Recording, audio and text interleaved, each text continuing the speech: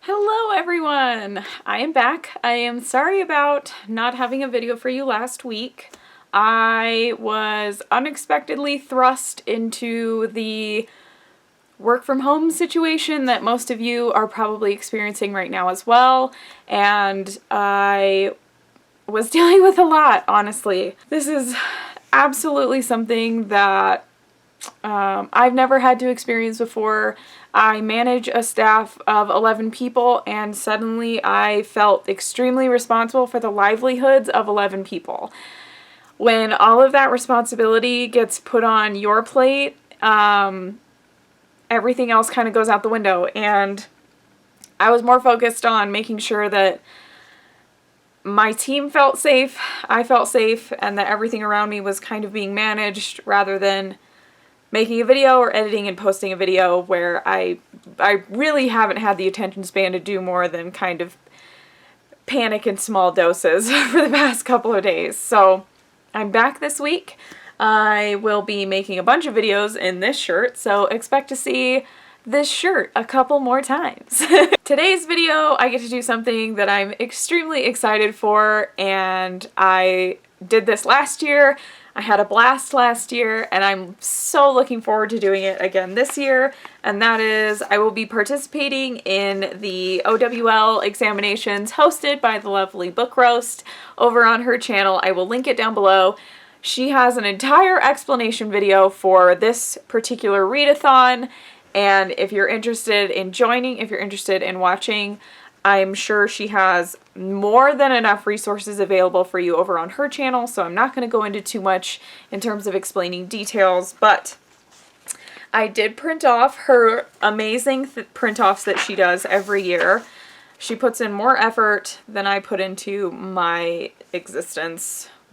So I appreciate it all. So you get a letter from Professor McGonagall letting you know that your exams are about to take place, and here are the prompts for the various exams.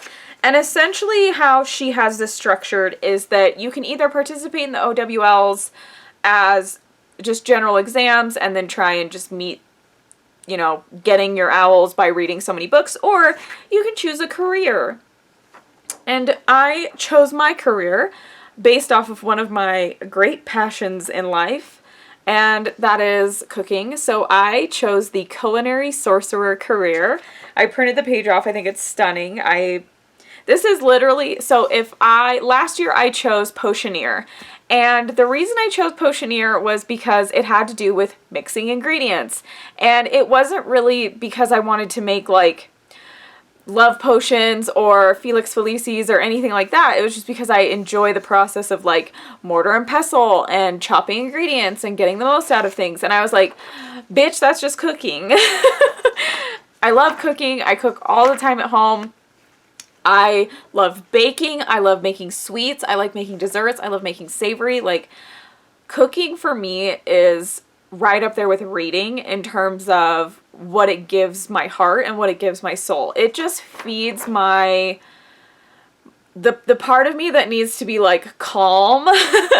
That's cooking for me. So this is fucking perfect, and I'm unbelievably excited because let me tell you, this hints that there is a little academy, the Magical Cooking and Baking Academy. You're expected to graduate from there. I'm like, oh, this is Magic College though. Like, they aren't only she's not only giving me Hogwarts vibes. G is out here giving me Magic College that I can go to. So I'm very excited. If I lived in the wizarding world, I would have a magical bakery. Like, hands down, magical bakery, where you could get different sweets for different things. You could get like magical baked goods, like birthday cakes that had like your favorite Quidditch team, and they would have minis that would like play around on it. Like, oh my god, the possibilities for magical cooking are endless. So this was the most inspiring thing ever to me, and it comes with 4 prompts, which for me, very reasonable. The Potioneer one last year, I believe it was either 6 or 7 prompts. And I don't think I did them all. I think that's about the time that I decided that I wanted to quit existing. So we're not doing that this year. We're existing. So 4 prompts: arithmancy, charms, herbology, and potions. And that's where her handy dandy prompt guide comes in. So the first prompt that I have is arithmancy, and the prompt list says magical qualities of the number 2. Balance opposites.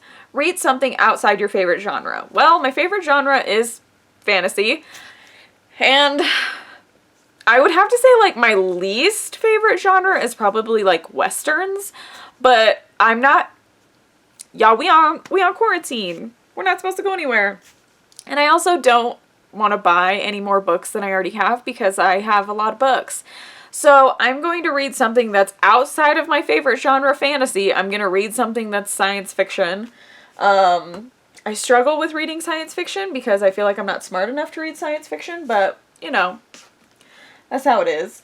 So the book that I'm going to be reading was actually on my TBR for the month of February, but I read 1 book in February. So I did not add this book back into my TBR for March because I wanted to read some other stuff.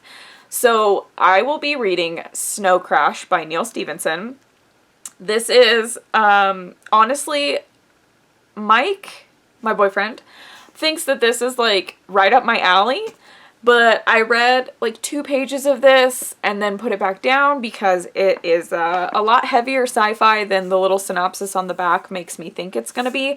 Essentially, it's about a character that has to stop a computer virus that's going to end the world. That's what I think the gist of this is. So I wanted to read it because the main character's name is literally Hero Protagonist, and I thought that that was the funniest thing on the planet. Like, what a meme. But when I started to actually, like, read it, I was like, oh, there's, like, 2-point font, no pictures. Wow. And it's also 470 pages long. So, but this is outside of my favorite genre. It is one that I do want to read because I've wanted to try out Neil Stephenson's writing and see if I click with it or not. But yeah, this is definitely outside of what I normally read, which is young adult fantasy.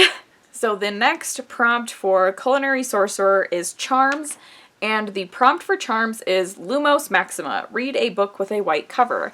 And I literally own like 2 books with a white cover, and one of them is 1984 by George Orwell, and I really don't want to read that because it's going to send me spiraling into another, you know, bad place. Like, we already in an issue in the United States right now. I don't need to add government spying on me electronically to that. They're already doing that. I don't need the conspiracies in my head right now. So I'm going to read something more wholesome and something that I've been wanting to read forever, and it's just been sitting on my shelf, Akata Witch. I am so fucking excited for this because this book actually won a Hugo Award. And one of the things that I want to start doing, because Mike does this with his books, he collects and reads every Hugo and Nebula Award winner. And Hugo just added a category for young adult literature, and this won the first year. I have the book that won, or wait, was the first year? No, I think this was the first year, and then the second year was Children of Blood and Bone. If I'm remembering that wrong, don't persecute me. But this is magic. But it's magic told in a completely different cultural perspective than what I'm used to. So I'm really intrigued because I would love to see some different kind of magic than the usual white kid goes to magic school. So I'm very excited to read this. This might be the one that I read second because it's the one it's one that I've been meaning to read for a long freaking time. The third book that I will be reading is for Herbology. So for my Herbology exam, the prompt is Mimbulus Mimbletonia, title starts with an M. This was the hardest book to find because I own exactly 2 books that start with an M. One book is Matilda, which I don't really want to read right now because, you know what, I love Matilda, but I'm not in the mood for that. So the other book that I own that has M is The Memory Thief by Lauren Manzi. And G did say that if it's the and then something, you don't have to count the. So this freaking counts, so don't come for me. Also, look at the cover though. Stunning. So pretty. So I honestly don't remember what this is about. So I'm going to do some reading really quick. Wow, that was a lot to unpack in like 30 seconds of reading the synopsis. So in this particular world, it is a society that is run by a woman called Madame, and memories are currency. So I don't know if that means you lose the memory once you spend it, if someone gains that memory once they take it as payment, but it's about a girl named Etta Lark. And she's desperate to live outside of the corrupt culture. So that's about as far as I read in the synopsis. But I'm intrigued because the last thing I read where something abstract was considered currency was Everless, and that book was great. The sequel, trash. But the concept, top tier. So I'm intrigued by this because I like the idea of things outside of the norm being currency and that being like the driving factor for society. I find that very intriguing. So the last exam that I will have to sit is potions, and the potions exam is probably my favorite, and it'll probably be the book that I read first. So my potions exam is Shrinking Solution. Read a book under 150 pages. So had a little bit of a dilemma here, y'all. I don't actually own a book that has less than 200 pages unless it's a comic, and I don't want to count comics. G will count comics. She says that anything that counts in Goodreads as a book counts. I don't like to count comics as like my books that I'm reading for prompts or for readathons because I can read like 300 comics in a day and it doesn't really challenge me at all. So I don't like to count comics. So I'm going to go a little bit over on the page requirements because I just did not have anything else that I freaking own that is less than 150 pages other than comics. So I'm going to be reading First Test. This is a reread for me. This is by Tamora Pierce, and this is book 1 of The Protector of the Small Quartet. I have been wanting to reread this for a while. This particular edition of this book sits at exactly 206 pages, so it's 56 pages more than what I'm just going to consider extra credit, okay? We're just going to go above and beyond on this potions exam, and we're just going to kill it, and we're just going to make sure that Professor Snape is like, bitch, this potion is perfection. And I'll be like, I know it. And he'll be like, why didn't you become a potioneer? And I'll be like, tried that last year, fucked my mental health up. Anyway, I'm going to be reading this. Like I said, this is a reread for me. Essentially, this is a girl that wants to be a lady knight, and there has been a lady knight before her, but they consider her to be an anomaly because she has magic. So Mistress Kell over here is about to prove that girls are just as good as boys and that she can become a lady knight because she's badass. And this is book 1, so she's just a little wee lass in this. She's just a little girl, but she kicks some ass. I'm very excited for this. So that is my OWL Magical Readathon TBR. If you want to participate as well, like I said, check out my description box. It has the link to G's channel. It has the link to her video. And honestly, this is the readathon that I look forward to the most. And this is only my second year of doing it. The first year I missed out by 2 whole months, but I watched everyone's videos. So if you are setting a TBR for the OWLs, please let me know in the comments down below because I'm going to go watch your video because TBRs are like my favorite videos that exist on BookTube for some reason.